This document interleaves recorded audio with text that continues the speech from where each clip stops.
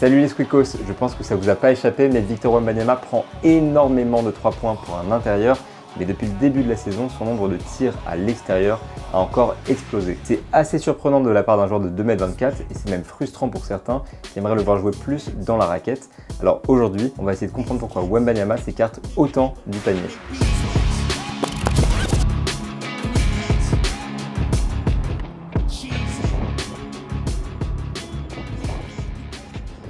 Je vous laisse imaginer un peu, Victor Wembanyama est le joueur le plus grand de la NBA et pourtant il tire autant qu'un extérieur et même plus que la majorité d'entre eux.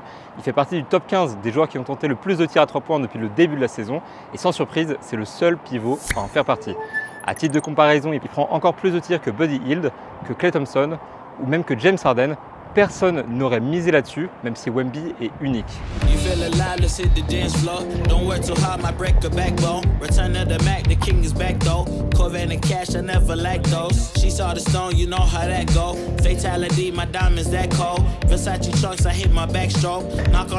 L'année dernière, à son arrivée dans la ligue, Victor Wembanyama prenait déjà beaucoup de tirs à 3 points et depuis le début de la saison, il a vraiment décidé de passer à la vitesse supérieure. Il prend 3 tirs de plus derrière la ligne à 3 points par match, c'est énorme. L'année dernière, 30% de ses tirs partaient de derrière la ligne à 3 points. Cette saison, c'est 45%, près de la moitié de ses tirs. C'est vraiment immense. D'ailleurs, ce genre de volume, c'est très rare pour un intérieur. Parmi les stars à son poste, Wembanyama est celui qui se concentre le plus derrière la ligne à 3 points. C'est aussi ça qui fait qu'il est complètement à part.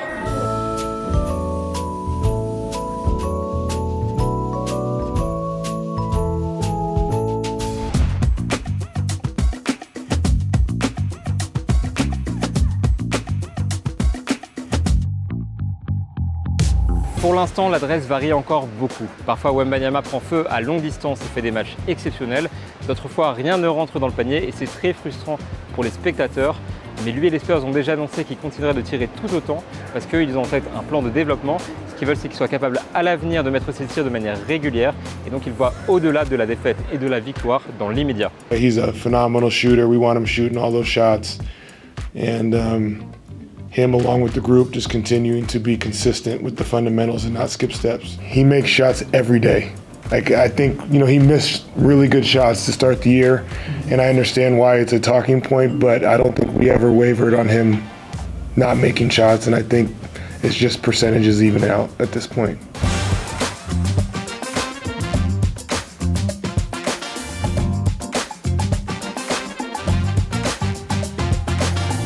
Alors oui, il y a eu un petit moment d'inquiétude au début de la saison à cause de son faible pourcentage, mais petit à petit les choses rentrent dans l'ordre et l'adresse revient. C'est aussi parce qu'il cherche à prendre des shoots de meilleure qualité plutôt que d'en prendre moins, et ça il l'explique très bien lui-même. C'est vraiment un axe d'amélioration d'essayer de prendre des meilleurs tirs, ouais.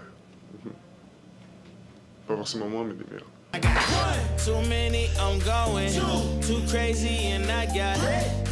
Bon, maintenant on a compris que Wemby va continuer à beaucoup tirer à 3 points, mais c'est un peu contre-intuitif.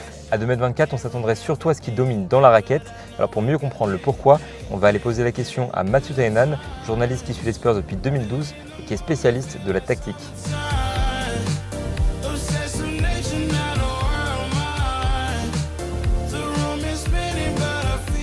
I think that there's been very clearly a green light given to him to shoot threes for a number of reasons. One, he's very good at them. He's one of those sort of special players who can do it all, and you want him to be able to do it all.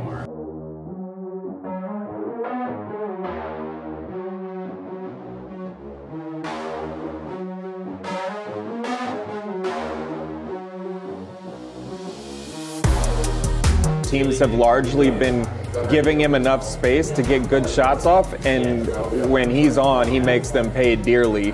Not to mention, he's 7'4", 7'5", so even guys running out with hands in his face, they can't do anything. He sees right over them. So it's kind of one of those maybe next step in the evolution of basketball players. It's like, okay, guys this tall can shoot, and like Kevin Durant, who can shoot very well, Victor seems to sort of be cut out of that mold.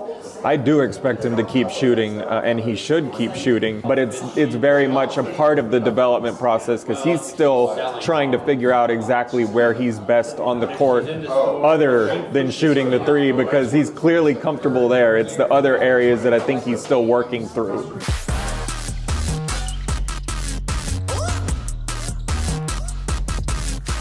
I do think that there is eventually going to be a time where San Antonio is going to start being more intentional about getting looks for him at the basket that are easier than they normally have been. What hitting threes is going to do in that capacity is bring the defenses out a lot more and not allow them to pack the paint, basically. There are just a lot of different areas that are going to open up if that three-pointer is a threat. I think it's just in the NBA you need to be able to space the floor right now, and putting Victor in those positions to do so is going to be critical for the offense in general to succeed.